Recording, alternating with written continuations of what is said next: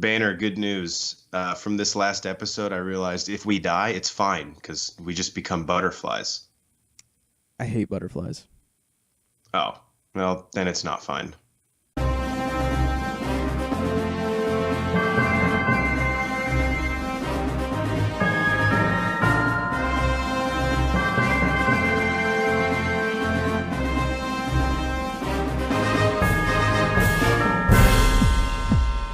Hey guys, welcome back in to the Broforce Squad podcast. This is our review of Agents of S.H.I.E.L.D. Season 6, Episode 1, Missing Pieces. It has been a long time since this show was on the air. We are glad to have you guys back. Special shout out to Trend Pimp, who I know is listening. I'm your host, Jeff Hornacek. Joining me, as always, is the mad scientist, Brian Banner, to review this TV episode as we do all of our TV episodes on the 4 Broforce Squad criteria: the acting, the story, our favorite scene, and theories going forward. So, Brian, the show is back. We're just a couple bros drinking beer, ready to watch it. What did you think of the acting and cast in Season 6, Episode 1 of Agents of S.H.I.E.L.D.? Yeah, I mean, we have all the people from previous seasons. You got Mac, DeCaster, the chick that plays Gemma, Chloe Bennett playing Quake or Daisy or Sky, whatever the fuck her name is this season. She'll probably get a new name, right? Probably, yeah. I mean, they were all fine. We know what they are, so I think it's important for us to focus on the ancillary characters or the new characters. I'm gonna go low-hanging fruit here. Is it Piper? Where the fuck her name? Piper. Yes. Yeah, and then Davis. Man, they're really bad, like really bad. And I think it's a bad combination or a perfect storm of bad writing with just like the one-liners back and forth to each other and bad It's acting. just like it's so quippy that it's I'm like, all right, can you have a normal like exchange with one another instead of every time trying to get the upper hand? I wrote them down as the only negative. I was like, they're pretty rough even for TV characters, which we always grade on a scale, like especially child actors, TV budgets and just auditioning, like you're not going to be able to get cream of the crop. So yeah, they were a little rough, but I kind of enjoyed it a little bit because it was, I don't know. I think Chloe Bennett and Elizabeth Henstridge, who plays Gemma, are really, really good in this show, and Gemma, especially this episode. So it's just it that balanced them out. contrast. Yeah. That contrast, I think, makes them look worse because they're going up against really good TV actors. Was there anybody that you thought was a standout in a positive way in the episode? No. All right. I thought Gemma, Elizabeth Henstridge, was awesome in this episode. My favorite scene coming up involved her.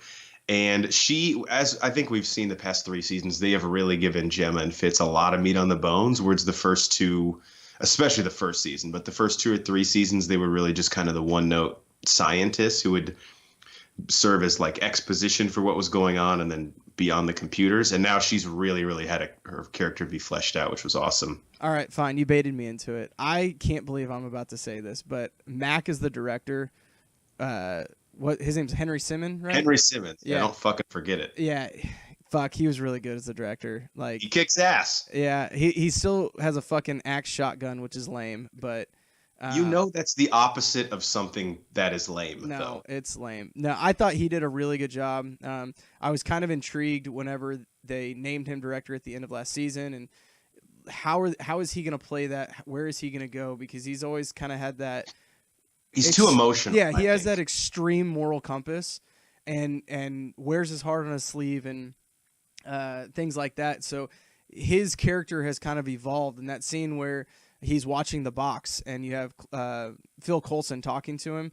Really showed me how they're going to go with that character, and I dig it. I'm actually excited to see him, and that's coming from somebody that hated the character of Mac literally until this episode.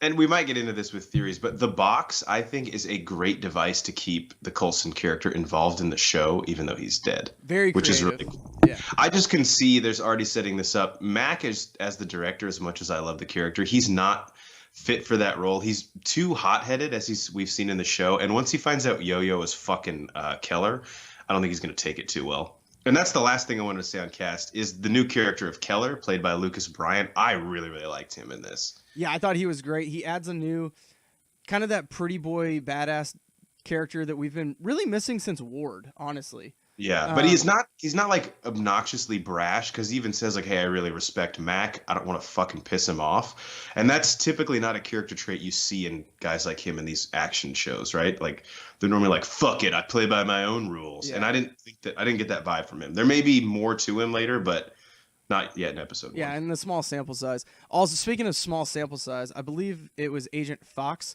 So happy when he died. I don't know that I could have done another episode with him in it. I don't watch Game of Thrones, but he reminded me of Joffrey, Kind and of, yeah. and that whole sentence makes no sense, but I said doesn't. Even with context, it doesn't make sense. All right, All what right. do you got on story? Okay, so a few bullet points here. First off, I think we just need to trend pimp. If you have an answer for this, please tell us. But I think we just need to come to terms with this is somehow no longer a part of the MCU timeline. Now, whether it's a multiverse or we're just going to respectively distance ourselves from the MCU for the purposes of this story, it's no longer canon to that, right? Can we agree? Yeah, we can 100% agree. I think that was the first thing I messaged you after I watched it was I have no idea when this is taking place. Because at one point it says 1 year later. So I'm assuming that's 1 year from the events of the end of season 5. But then also where in relation to spoilers for Infinity War, fuck it, everybody's seen it, when the snap comes. Right. And then obviously also because they don't reference anything about the snap. So it's like Right. if this is a year, I don't know. It doesn't make sense, and it doesn't have to. I'm willing now to just take this show as what it is. They've done enough in 5 seasons where I'm willing to just leave this by itself. Now, to begin with, yeah, they needed the backbone of the MCU to get me intrigued, and then obviously what they did with the fall of Shield and everything like that. They needed the movies to keep me in on the show, but now the show is kind of self-sustaining, and I'm fine with it not being part of the movies. Yeah, and if you're still watching this by season 6, like you're invested enough in the characters. So we really have two storylines here. We have Mac obviously leading the Agents of S.H.I.E.L.D. in Coulson's absence and kind of recruiting. They need brains. They need scientists, and they're following this paranormal threat that we see a little bit, which I'm sure we'll get into with theories. And then there's, of course, the storyline with Gemma, Skye, and their team hunting for cryo-frozen Fitz in outer space. So what did you think of either of those or the way that they sort of segued back and forth? Because right now these could basically be two different shows for the purpose of this. Like they're so distant from each other. I really like it. Both storylines, like you said, they're two shows basically, and I would be in on either storyline. I think them really rebuilding S.H.I.E.L.D. from the ground up and them recruiting that dude to rebuild the S.H.I.E.L.D. Academy, I thought was Which I really gotta say this cool. that kind of feels like just a retread again. Like how many times in the course of the show have we tried to rebuild S.H.I.E.L.D.? Like that part's kind of frustrating to me. I agree, but this is the first time they're actually rebuilding. Like they said, hey, we are going to build a school now like we had before, where every other time it was like, we're going to rebuild. We need to recruit 3 people. Oh, no, we're dying again. So this time they actually have some force. They have some resources behind them. So I'm fine with it. I like it. I mean, it is what it is. One thing I feel like with this show, and especially this year because we had a longer gap between seasons, but I'm amazed at. I really like this show. We watch every episode, but every time the season premiere starts, I'm like, how the fuck did last season end? I can never really remember. So I do appreciate that this one, they did spend a little bit of time on exposition, sort of keeping us up with what happened. Like I knew Coulson was sick from the Kree infusion and all that, but to remember like where the team was left emotionally and divided, and then the Fitz thing, of course, I did need that refresher for the first half. I did, and too. I'm with you. I don't know what the fuck is going on right now, especially with the Earth-based Agents of S.H.I.E.L.D., but I dig it. And I think we'll get into theories where these are even more shots in the dark than they typically are with this show because I have nothing to work off of. Yeah, there's zero sample size. Going on to the next kind of timeline, the Gemma and Skye timeline or storyline, they're in deep space. I love it. Gemma's performance, like you said, is fantastic, and basically Fitz went to the end of the world enough to put himself in cryo sleep to make it to the future in the last season to save essentially Gemma. I mean, he cared about everybody else, but at the end of the day, it wasn't for them. It was for Gemma. And now to see Gemma doing the same thing for him and literally doing whatever it takes, like pissing everybody off, going rogue, whatever she has to do to get to him, to save him, or whatever you want to call it. I love it. I dig it. I think it's going to cause some tension and some turmoil and some drama within that little mini team, and bring it on, man. I'm excited.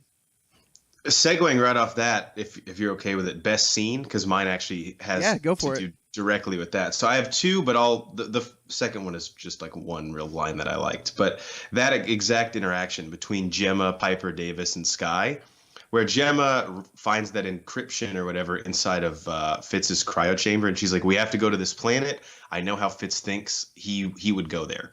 And they're like, if we go there, we might not get home. And Gemma's basically like, yeah, I don't give a fuck. If we don't have Fitz, I don't want to go home.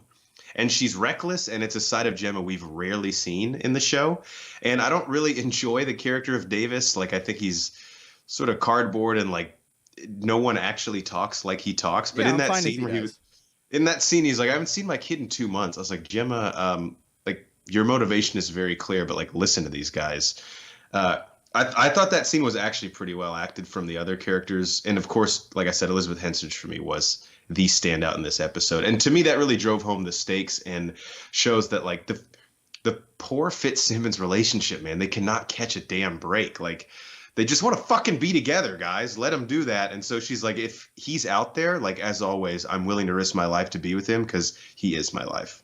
Yeah, I love it. My favorite scene was when Yo-Yo and May were training. And basically May was like, look, he likes you. You need to go after it. Kind of like fuck Mac. He's doing his own thing. That, even though it was a lot of exposition, it helped show where they're at. And it really showed us, I thought, more about May, where she was always this hard ass. And then now that Coulson's gone and she got a little bit of time with Coulson, like, she's trying to make sure Yo-Yo doesn't turn into her. Which obviously later on we learn it's a good point. She isn't. But I liked that May is learning from her past experiences and trying to pass that on to kind of the next generation. Yeah, I think the Melinda May character might, and again, we don't know what's going on with the guy who looks like Coulson at the end, but her arc this season has me really intrigued because the way things ended with Coulson and where she is now, I mean, there's a lot of different directions you could go with that. And obviously seeing the guy who looks like Coulson is going to bring up a lot of old feelings. The one honorable mention I had for scene was that dude who was like a wannabe Ravager who picked up those fuel cells from the ship that Fitz was on. When Gemma had him like hung upside down and was basically threatening to remove his organs one by one. Yeah, that was cool. If he didn't tell him what she knew, that was like, Gemma being a badass is always cool to watch. So that was kind of an honorable mention for me. All right, last one. I have no idea where this will lead, but theories. I'll just start off with the note that I said, I have no clue what the fuck is going on, but like you texted me, I am very interested. Like, that doesn't mean that I'm not invested in the show or want to see where it's going. I just have no, I mean, the guesses I'm about to throw out here after I'll let you go are beyond Hail Marys. Anything that you have? I only have one, and I think it's going to happen between episode 7 and maybe episode 10, and the two storylines are going to converge, and the outer space team is going to be back on Earth, and how they're going to get there is they're going to be using the energy warp shield things that weird Coulson lookalike and the other dudes that got like the guy that got stuck in the wall. They're going to use that to get back to Earth because they're out of fuel in the Zephyr. Interesting. That's how they're going to get back. Somehow Fitz and Simmons are going to figure out like how to use that power to morph, light years away. That's all I've got. I don't know how it's going to happen, but that it's going to happen. If you had to make a prediction right now on what that or who that Coulson lookalike guy is, what would it be? Is it a Coulson from another time? Is he an android? Is he a clone? I want to say another time because this show has already shown that they're gonna, do time travel. So I'd like to say another time where Coulson, instead of becoming a SHIELD agent, he maybe becomes a Hydra agent or something else. I do think it is Coulson, but it's not Agent Coulson.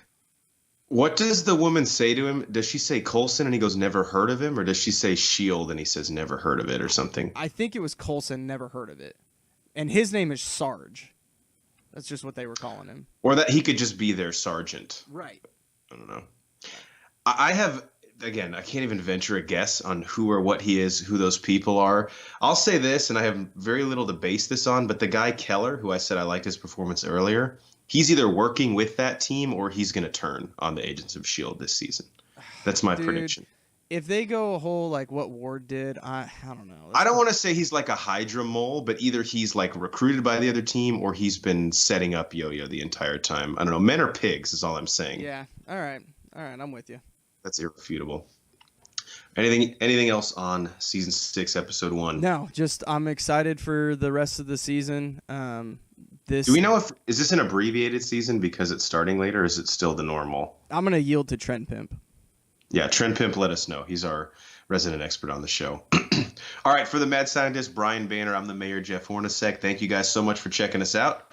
Check out all of our other TV reviews. We do Game of Thrones. Actually, it's the only current thing we're doing, but we look forward to talking to you guys every week about Agents of S.H.I.E.L.D. Be sure to follow us on Twitter at Bro4Squad. Check out all of our movie reviews on Letterboxd, Bro Force Squad. That's 3 words. Type those same 3 words into YouTube, iTunes, and Spotify and subscribe to us there, and check out everything that we post in our squad blog on our website, bro4squad.com. Till next time, we'll catch you in deep space. How disappointed are you that Deke didn't show up? I'm not. I'm the opposite of anything that would be disappointing. Yeah, you're really disappointed. I can see it on your face. I hate him more than you hate Mac. Because I will never change my opinion on Deke. No matter what he does.